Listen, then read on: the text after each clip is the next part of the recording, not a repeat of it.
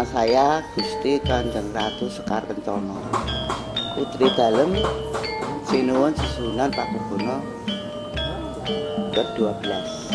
Saya nomor 8. Saya sudah di Pesanggrahan Langan ini mengawasi, mengelola dari keraton sudah 10 tahun. Untuk bisa diketahui bahwa Pesanggrahan Langanharjo ini yang membuat adalah yang tangga saya Sinuwun Pakubono 9.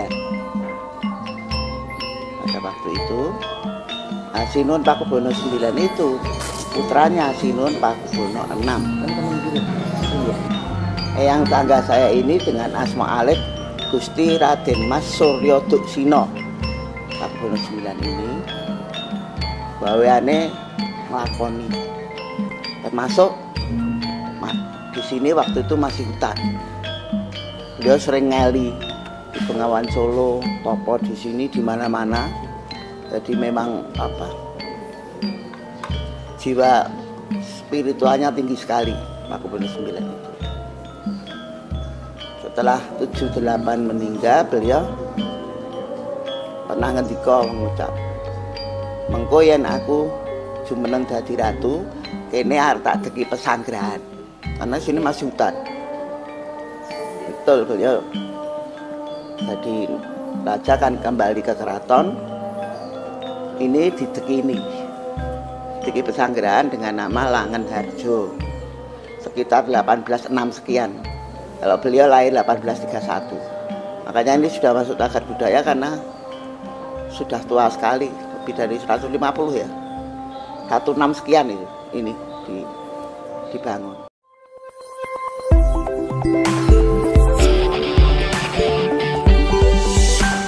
Assalamualaikum warahmatullahi wabarakatuh. Selamat sore kepada seluruh warga masyarakat Kabupaten Sukoharjo. Saya Sudarmadi, Ketua Panwaslu Kecamatan Grogol, pada sore hari ini bertempat di Pesanggrahan Langanharjo, Kabupaten Sukoharjo, mengadakan ngulik seputar pilkada dengan tema kode etik penyelenggara ad hoc. Salam awas.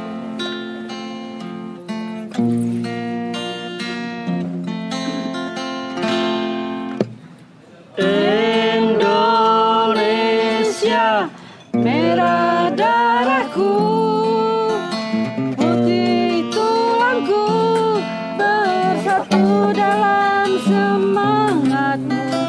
Indonesia, debar jantungku, getar nadiku, berbaur dalam angan-anganmu. Gebiar ke langit jingga.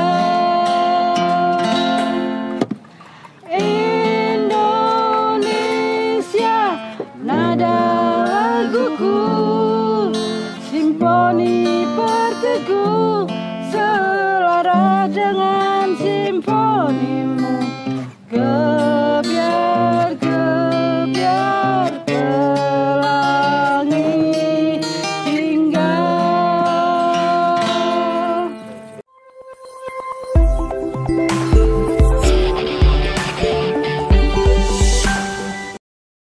Assalamualaikum warahmatullahi wabarakatuh. Selamat sore sahabat Bawaslu, berjumpa kembali dengan saya Sri Mulyono dengan acara Ngulik Pilkada bersama Bawaslu Sukoharjo dengan tema kode etik ad hoc. Tidak lupa di sini sudah kedatangan tamu dari Bawaslu Kabupaten Sukoharjo, yaitu Bapak Muladi Wibowo, Esos SE MM MPD selaku Kordif Humas Datin. Selamat sore Bapak Muladi. Sehat Pak Mul? Alhamdulillah sehat. Ya, langsung saja kita berdiskusi pada sore hari ini. Pastinya banyak sahabat Bawaslu yang bertanya-tanya, siapakah yang berwenang menangani apabila ada penanganan pelanggaran tentang kode etik ad hoc? Monggo Pak Mul. Ya, terima kasih. Assalamualaikum warahmatullahi wabarakatuh, sahabat Bawaslu sekalian. Hari ini kita berdiskusi tentang kode etik bagi penyelenggara pemilu ad hoc. Jadi sesuai dengan Perbawaslu nomor 4 tahun 2019 tentang mekanisme penanganan pelanggaran kode etik bagi panitia pengawas pemilu kecamatan, panitia pengawas pemilu tingkat desa, dan pengawas TPS, bahwa sejak Perbawaslu tersebut penanganan pelanggaran kode etik jajaran ad hoc ditangani oleh Badan Pengawas Pemilu Kabupaten. Nah, berarti semua potensi pelanggaran kode etik ditangani oleh Bawaslu. Sebagaimana kita ketahui, dalam terminologi pemilu ada beberapa jenis pelanggaran. Yang pertama adalah pelanggaran biasanya pidana pemilu, ya. Kemudian yang kedua pelanggaran administrasi, yang ketiga pelanggaran kode etik, dan pelanggaran perundangan lainnya. Nah, sore hari ini kita berbicara mengenai pelanggaran kode etik. Ya. Pelanggaran kode etik itu terkait dengan integritas, kredibilitas, profesionalitas, ya. Terkait dengan sesuatu yang berhubungan dengan sikap, ya, dan independensi dari penyelenggara pemilu.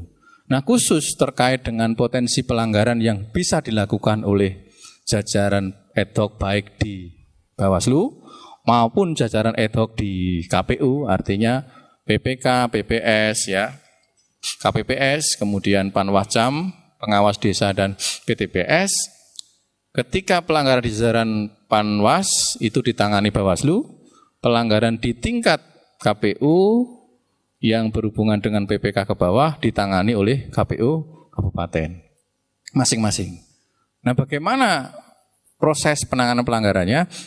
Tentunya kalau itu di tingkat KPU, maka laporannya ke KPU. Kalau di Bawaslu, laporannya ke Bawaslu. Apakah Bawaslu itu boleh melaporkan panitia PPK misalnya, atau sebaliknya, ya, PPK boleh melaporkan Panwascam, boleh, ya. Jadi sebaliknya sama, Bawaslu juga boleh melaporkan PPK. Tentu laporannya kepada KPU Kabupaten. Begitu juga sebaliknya. Jadi kita harus sadar dalam konstruksi penyelenggaraan pemilu, kita ini diawasi oleh masyarakat atau publik. Siapa yang berhak untuk memberikan laporan? Salah satu tadi penyelenggara. Penyelenggara itu berhak untuk membuat laporan dari semua jajaran. Yang kedua adalah tim kampanye, ya, paslon, tim kampanye, partai politik, atau secara umum adalah warga negara yang punya hak pilih. Semua warga negara yang punya hak pilih berhak memberikan laporan terhadap dugaan pelanggaran dari penyelenggara pemilu ad hoc, baik di PPK ke bawah ataupun Panwascam ke bawah. Jadi itu kewenangannya, berarti ad hoc itu kewenangan murni di Bawaslu Kabupaten untuk Panwas, KPU Kabupaten untuk penyelenggara PPK dan jajarannya. Jadi ini spesial. Kenapa spesial? Karena kalau Bawaslu KPU yang permanen hanya ditangani oleh Dewan yang namanya DKPP, ya. DKPP itu menangani pelanggaran etik untuk Bawaslu, baik Bawaslu RI sampai Bawaslu Kabupaten, KPU RI sampai dengan KPU Kabupaten. Laporannya ke DKPP, ya, bukan ke Bawaslu. Itu perbedaannya, ya. Demikian, Mas Mul. Ya, tadi Bapak mengatakan, ya, tadi apa itu penanganan pelanggaran kode etik itu di Bawaslu ke bawah itu di kabupaten, ya, Pak. Bagaimana mekanisme penanganan pelanggaran kode etik itu sendiri, Pak? Ya, jadi mekanisme penanganan pelanggaran kode etik ini didasarkan pada dua hal. Yang pertama adalah temuan, yang kedua adalah laporan. Jadi kalau di jajaran Panwas bisa terjadi temuan, ya, seperti kalau pelanggaran yang lainnya, ya, temuan bahwa misalnya ada anggota Panwascam yang diduga melanggar kode etik. ya, jadi temuan. Tentu temuan itu dituangkan kalau dalam temuan dituangkan dalam form pengawasan ya, form pengawasan, tetapi bukan form A ya, tapi form 1 APK 1 kan gitu. Jadi agak berbeda ya. Ya, mirip isinya sih mirip dengan form A, tetapi jenis formulirnya berbeda. Kalau itu temuan. Yang kedua, dari laporan ya. Dari laporan tadi saya sampaikan masyarakat yang punya hak pilih, kemudian pemantau pemilu, penyelenggara pemilu lainnya itu boleh membuat laporan. Laporan bisa dilakukan kepada PTPS, bisa disampaikan kepada PPD, bisa Panwascam atau langsung ke Bawaslu. Mekanisme laporan itu bisa ya. Tidak harus di Bawaslu. Tetapi perbedaannya ya, semua itu nanti yang menangani adalah Bawaslu Kabupaten. Penanganan pelanggaran kode etik ad hoc ini maksimal penanganan adalah 14 hari. Jadi sejak diregister itu waktunya 14 hari. Kalau hari ini misalnya ada orang yang menyampaikan laporan ya, maka kemudian satu hari berikutnya Bawaslu harus melakukan proses verifikasi ya, verifikasi. Jadi verifikasi terhadap pelapor, kedudukan pelapor. Apakah memang dia memenuhi syarat ya. Jadi memenuhi syarat sebagai pemilih misalnya begitu. Kemudian KTP dan seterusnya. Yang kedua, apakah dugaan pelanggaran itu memenuhi syarat atau tidak. Kemudian didukung oleh alat bukti ya, alat bukti ya. 2 alat bukti minimal, bisa saksi, bisa foto, bisa gambar, bisa rekaman, bisa suara, begitu ya. Saksi ahli juga boleh, ya, yang mencerminkan ada dugaan pelanggaran tadi. Nah, jadi 1 hari proses verifikasi. Kalau hasil verifikasi itu ternyata tidak memenuhi syarat ya untuk diregister, pelapor diberi waktu 1 hari untuk memperbaiki laporannya. 1 hari perbaikan laporan.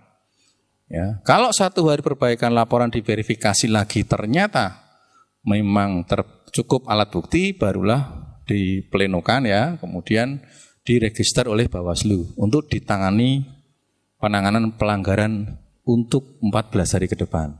Tetapi Bawaslu 14 menyaratkan bahwa begitu hari ini kita register, besok pagi sudah melakukan proses klarifikasi. Jadi undangan klarifikasi harus dikirimkan 1 hari setelah diregister. Jadi proses ini sangat cepat, bahkan potensinya sebelum 14 hari kemungkinan sudah selesai proses-proses klarifikasi.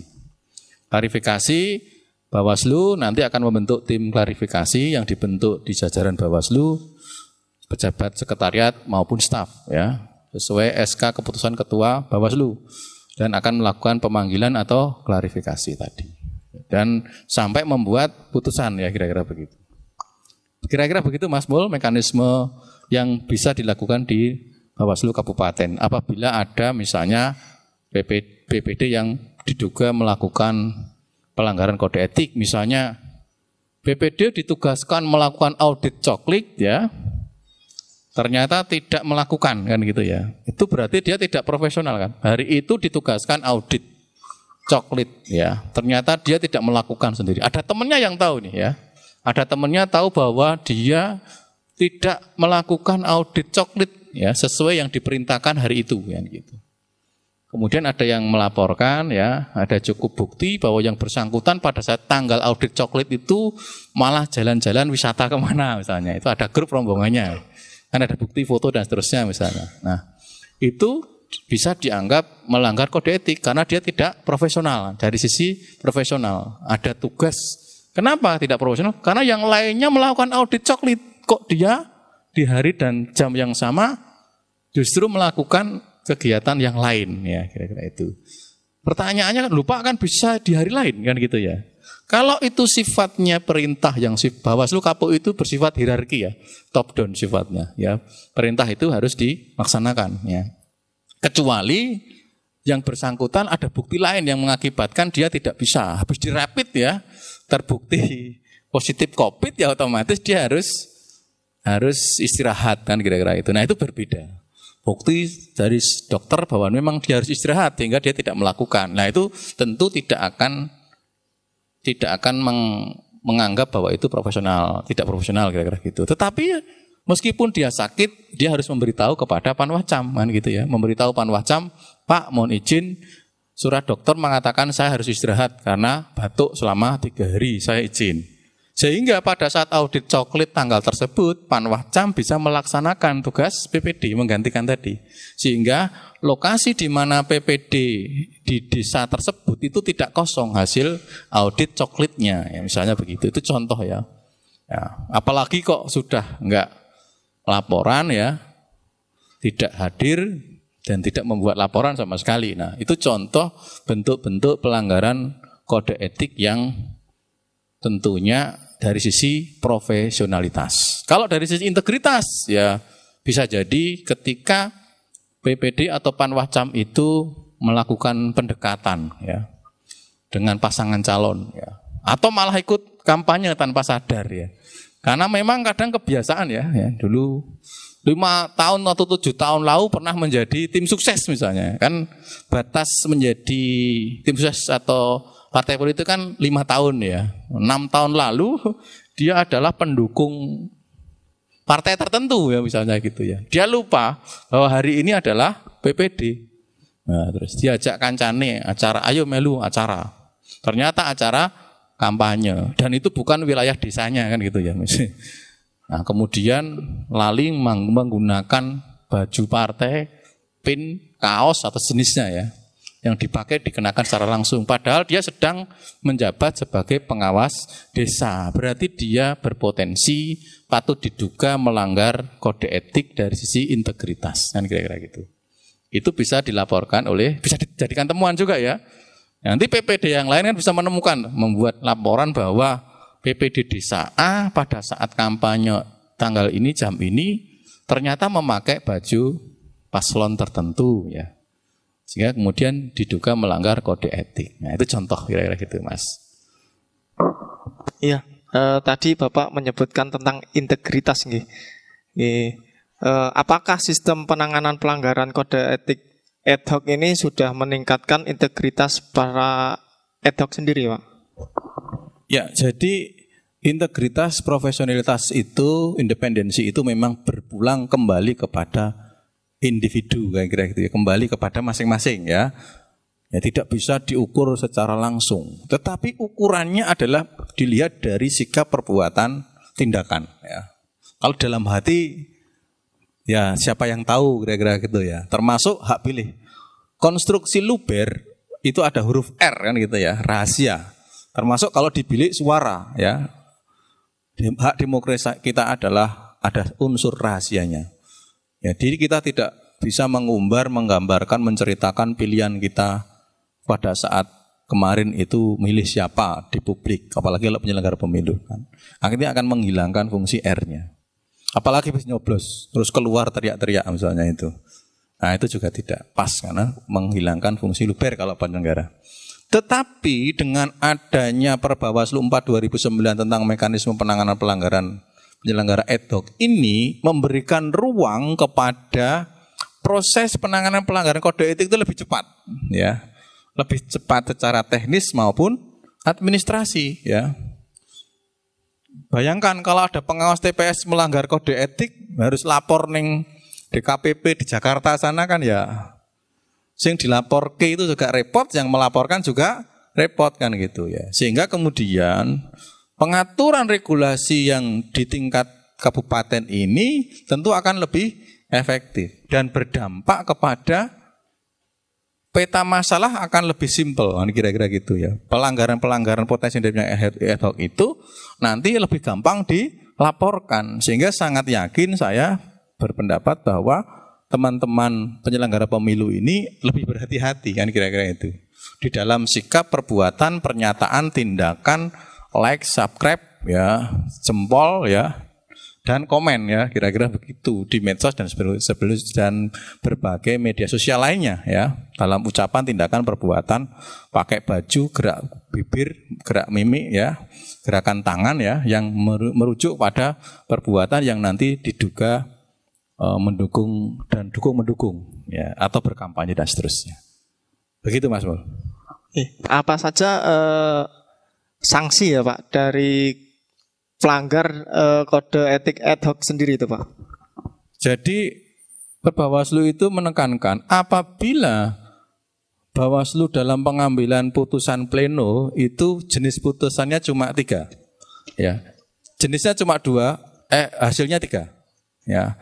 Yang pertama bahwa penyelenggara pemilu itu dianggap melanggar, kan gitu ya, melanggar. Sanksinya pertama adalah peringatan, ya. Namanya peringatan, sanksi peringatan. Yang kedua sanksi pemberhentian, kan gitu, cuma itu.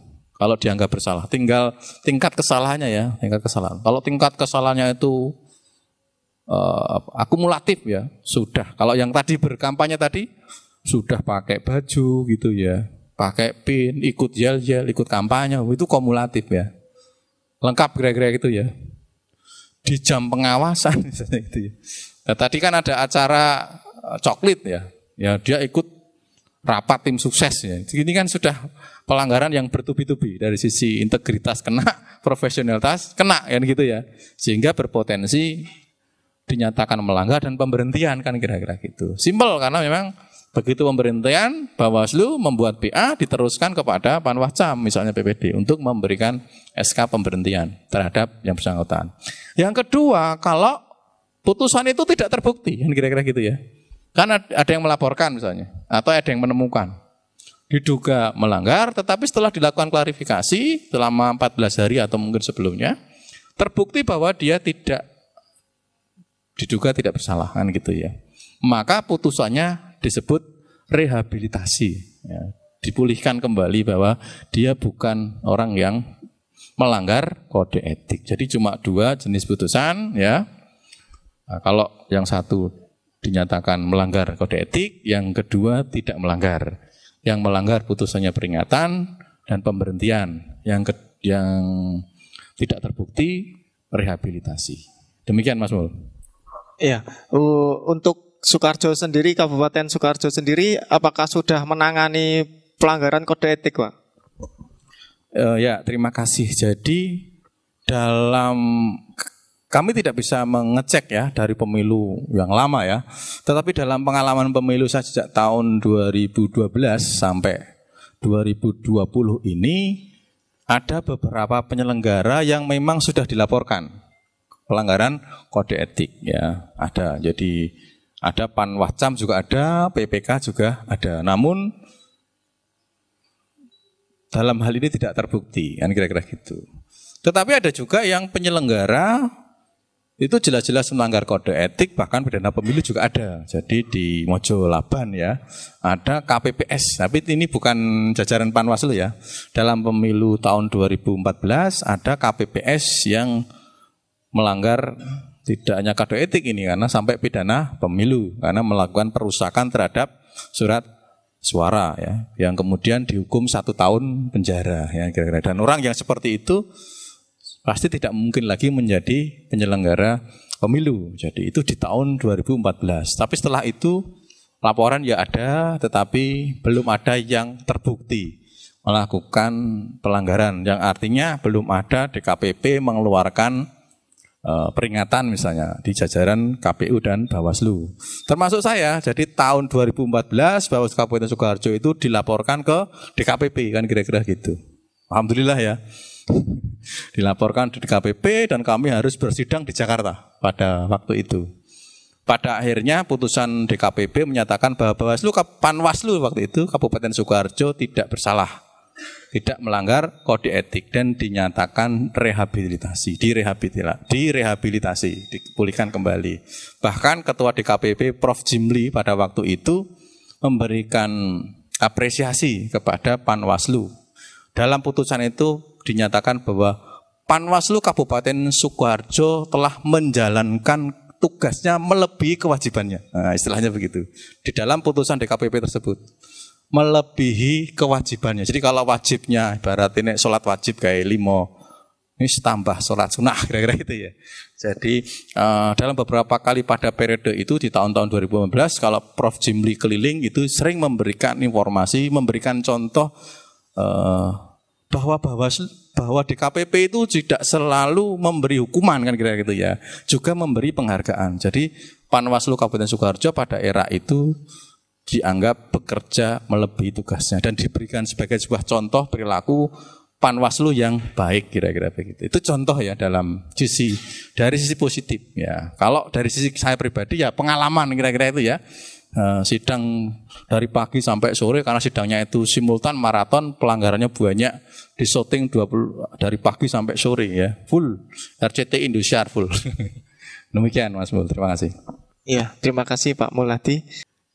Ya, sebelum kita akhiri diskusi ngulik pada hari ini, kami minta kepada Bapak Muladi Wibawa untuk menyampaikan closing statement. Monggo Pak Mul. Ya, terima kasih Mas Mul. Jadi tugas kita sebagai penyelenggara pemilu itu tentunya harus bekerja dengan profesional, bekerja dengan integritas ya. Mari kita jaga diri bersama-sama. Yang kedua, sekali lagi tetap jaga diri ya dari gunakan alat pelindung diri dari COVID-19. Karena jangan sampai penyelenggara menjadi faktor yang menjadi klaster baru kira-kira gitu. Ya, di Sukoharjo kebetulan belum ada yang spesifik mengalami positif kira-kira gitu ya. Dan yang ketiga, kalau kita melihat konstruksi dari Perbawaslu 4 2019 memberikan percepatan ya, DKPP memberi percepatan terhadap proses penanggalan kode etik ini agar segera kira-kira ya bisa ditangani. Kalau kurang profesional diganti dengan yang profesional. Kalau kurang independen bisa diganti yang lebih independen dan gitu. Jadi mari itu kita laksanakan karena penyelenggara pemilu adalah bagian salah satu indikator ya yang mengukur dalam sebuah gelaran pemilihan dan pemilu itu indikator tinggi terkait independensi, kredibilitas, integritas, profesionalitas dari penyelenggara itu ya. Agar pemilu itu bisa berlangsung dengan jujur ya, bermartabat dan berkualitas. Itu yang diinginkan oleh publik. Jadi mari kita jaga diri kita agar kita menjadi penyelenggara pemilu yang memang betul-betul profesional. Kemudian yang tidak kalah penting lagi adalah regulasi ya, memberikan ruang kepada Bawaslu Kabupaten Sukoharjo, memberikan ruang untuk memberikan mekanisme penanganan pelanggaran kode etik yang memungkinkan penanganan pelanggaran lebih cepat ya. Oleh sebab itu ruang-ruang ini tentu akan kami gunakan dengan sebaik-baiknya. Jadi kami tidak akan paling gampang itu ya profesionalitas ya. Teman-teman yang tidak pernah hadir dalam rakor diundang nggak datang kan gitu ya. Itu ada mekanisme. Pleno kecamatan itu misalnya beberapa kali tidak hadir ya, misalnya tidak hadir beberapa dalam rapat pleno itu dianggap tidak profesional. Jadi sangat menentukan mekanisme itu. Itu akan karena apa? Karena sekarang ini tugas penyelenggaraan itu semakin berat, apalagi dalam pemilihan kepala daerah tahun 2020 ini di Sukoharjo, konsentrasinya akan semakin tajam, akan semakin meningkat. Jadi laporan-laporan 1-2 kali, bayangkan kalau laporan audit jenengan lambat 3 hari, laporan pengawasan alat peraga usaha lambat 3 hari, dan itu berulang kali ya, dan itu terbukti ya dari Panwascam PPD yang tidak profesional ya, artinya itu berpeluang ya dalam hal ini bisa dianggap temuan ya untuk pelanggaran kode etik dari sisi profesionalitasnya. Lebih mudah dalam arti ini, asal ada bukti tanda terimanya ya, tanda terima bahwa diperintahkan tanggal 7 harus sudah mengumpulkan ya, tanda terimanya tanggal 8. lambat 1 hari. Laporan berikutnya bulan depan tanggal 9, tanggal 11 lagi dikumpul ke. Ya. 3 kali ini sebetulnya bisa diproses kan kira-kira gitu, karena dianggap tidak profesional. Itu contoh simpel ya. Dalam hal ini tinggal memang Panwascam mau melaporkan atau tidak PPD-nya yang laporannya telat tadi, kan gitu ya. Kan bisa jadi Panwascam telat karena laporan PPD telat gitu ya. Itu contoh simpel. Yang berulang kan gitu. Kalau 1 kali ya Pak, pasti tidak bisa diproses karena 1 kali itu dimanapun pasti ada sisi pemaafnya kan gitu. Tapi kalau berulang kali ya, tentunya akan berbeda. Jadi tolong difahami bahwa situasinya sekarang semacam itu. Prosesnya juga tidak sulit ya. Sidang 4 hari sudah selesai, ya, sudah kelar. Tidak kemana-mana, cukup dipanggil ke kantor Bawaslu. Ya. Jadi monggo problemnya ketika diberhentikan tetap di penyelenggara, Anda tidak akan pernah lagi bisa mendaftar menjadi penyelenggara dimanapun. Ya. Dalam penyelenggaraan pemilu besok. KPPS saja wis ra iso kira-kira gitu ya. Karena dengan pemberian tetap tadi dalam kapasitas manapun. Ya, jadi jangan sampai karena syarat penyelenggara pemilu khususnya yang paling utama adalah belum pernah diberhentikan dengan pelanggaran kode etik kan kira-kira itu. Demikian dari saya Mas Mul, luar biasa. Terima kasih kehadiran masyarakat Grogol dalam acara ngulik. Semoga Pilkada 2020 berlangsung dengan jurdil, berkualitas dan bermartabat. Terima kasih. Assalamualaikum warahmatullahi wabarakatuh.